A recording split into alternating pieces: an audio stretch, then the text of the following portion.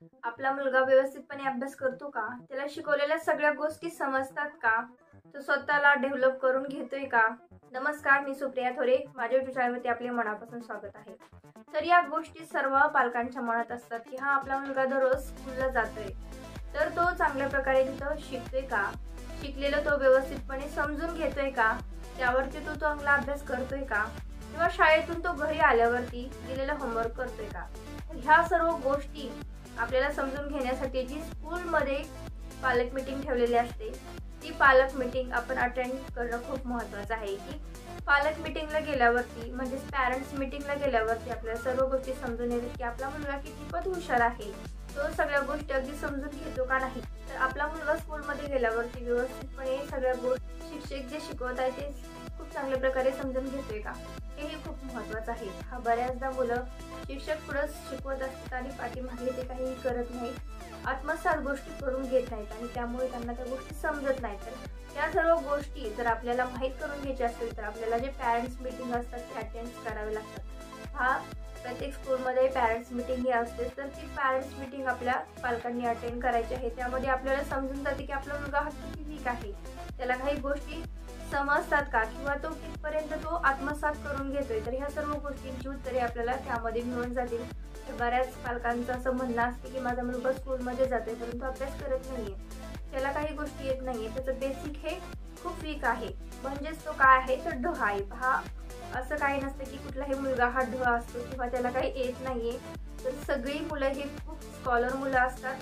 फक्त त्यांच्यामध्ये डेव्हलपमेंट करणं हे आपलं काम असते की ते कितपर्यंत ते घेऊ शकतात. हा प्रत्येक मुलगा, प्रत्येक स्टुडंट हा युनिक असतो. प्रत्येकामध्ये काही ना काहीतरी एक आगळी वेगळी कला असते. फक्त ती कला आपल्याला माहीत करून घेणं खूप महत्त्वाचं आहे.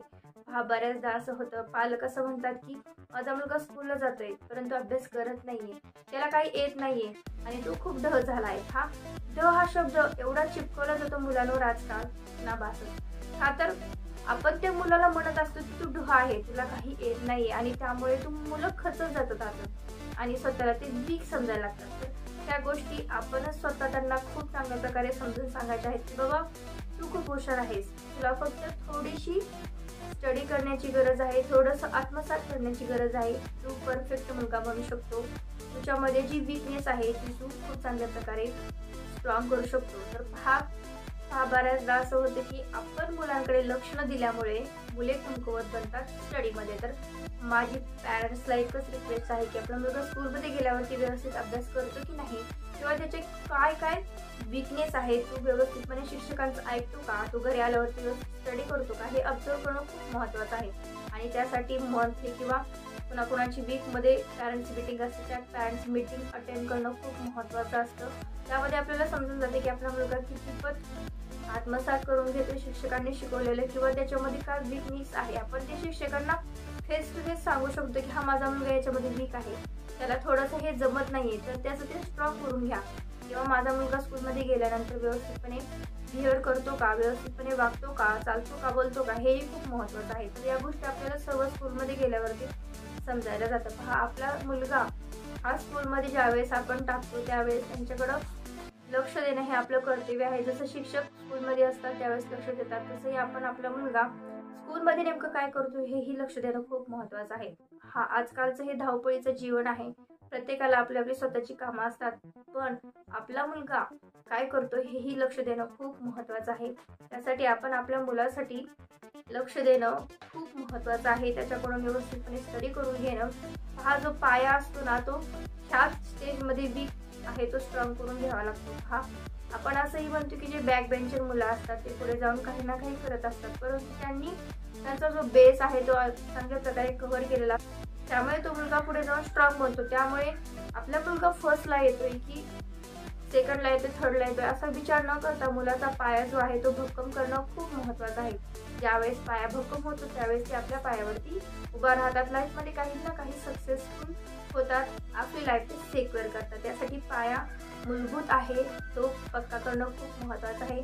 हा एक उदाहरण समजावून सांगते, ज्यावेळेस आपण एखादी बिल्डिंग बांधतो त्यावेळेस त्याचा पाया हा किती भक्कम केलेला असतो, कारण त्या पायावरती पूर्ण वरची जी बिल्डिंग असते ती डिपेंड असते, त्यामुळे पाया भक्कम करणं खूप महत्त्वाचं आहे. म्हणजेच आपण आपल्या मुलाचं बेसिक खूप चांगल्या प्रकारे कव्हर करून घ्यायचं आहे.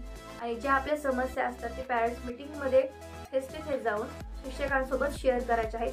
त्या गोष्टी खूप महत्त्वाच्या आहेत. ज्यावेळेस आपण शेअरिंग करतो त्यावेळेसच आपल्याला समजतं की आपला मुलगा कुठं वीक आहे किंवा आपल्या मुलाला कुठल्या गोष्टी समजत नाहीत आणि त्यांची जी समस्या असतात तेही आपल्याला इथे समजून जातात. तर हा पॅरेंट्स मीटिंग खूप महत्त्वाची आहे आणि ती अटेंड करणं खूप गरजेचं आहे.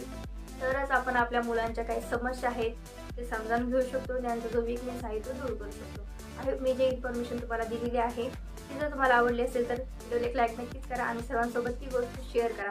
चला तर आपण अशाच नेक्स्ट व्हिडिओमध्ये भेटूया. तोपर्यंत सर्वांना नमस्कार. Thank you so much.